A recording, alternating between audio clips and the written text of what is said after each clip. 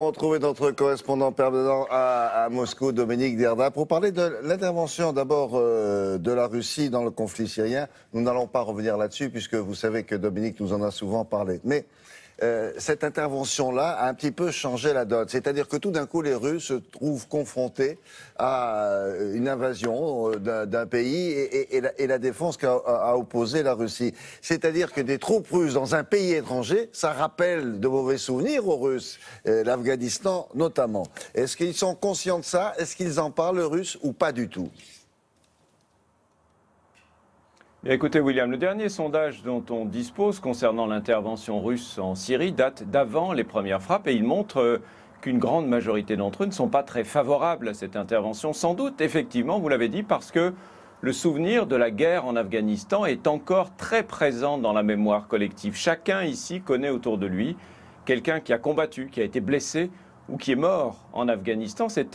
La guerre s'est terminée il y a 26 ans. Ce que l'on ne sait moins, c'est que parmi les soldats soviétiques qui étaient prisonniers en Afghanistan, eh bien, beaucoup d'entre eux ont choisi à la fin de la guerre, librement, de rester dans ce pays alors qu'ils y étaient détenus depuis un moment.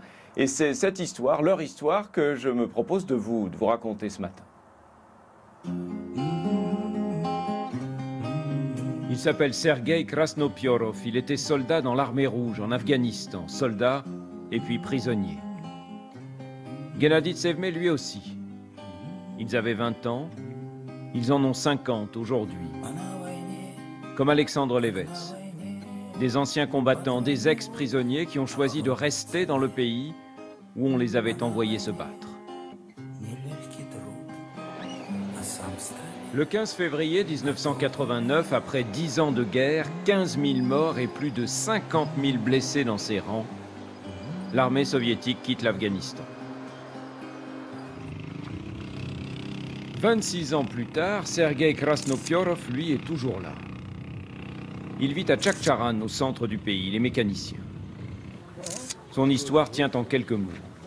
Parce qu'il s'entendait mal avec ses chefs, un beau jour, il a déserté, il a franchi les lignes, il est passé dans l'autre camp.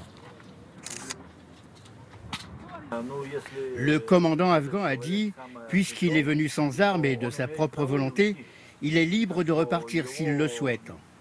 Pas la peine de lui mettre de chaînes, ni de le surveiller. Vous auriez pu retourner dans votre unité? Non. Si j'avais essayé de repasser du côté de l'armée soviétique, il y en a d'autres qui risquaient de me tirer dessus. Comme la plupart des prisonniers, Sergueï Krasnopiorov s'est converti à l'islam, il s'est marié, a fondé une famille. Sa vie désormais, elle est ici. 650 km plus au nord, dans la région de Kunduz, c'est là que se sont installés deux amis originaires du Donbass, dans l'est de l'Ukraine. Les deux jeunes appelés venaient tout juste d'arriver en Afghanistan quand ils sont tombés aux mains des Moudjahidines. Gennady Tsevmé a été détenu pendant 6 ans. Alexandre Levets, lui, a immédiatement été remis en liberté dès qu'il a adopté la foi musulmane. Si je le voulais, oui, je pourrais peut-être retourner chez moi. Mais il faudrait de l'argent et je n'en ai pas. Ici, j'ai une femme, des enfants. Là-bas, personne ne m'attend. Après la guerre, on nous a promis que si on rentrait, on nous donnerait une maison, une voiture, de l'argent. Mais j'ai vite compris que tout ça, c'était des mensonges. Au lendemain de la guerre, 417 soldats soviétiques étaient portés disparus. Plus d'une centaine ont été libérés dans les années qui ont suivi.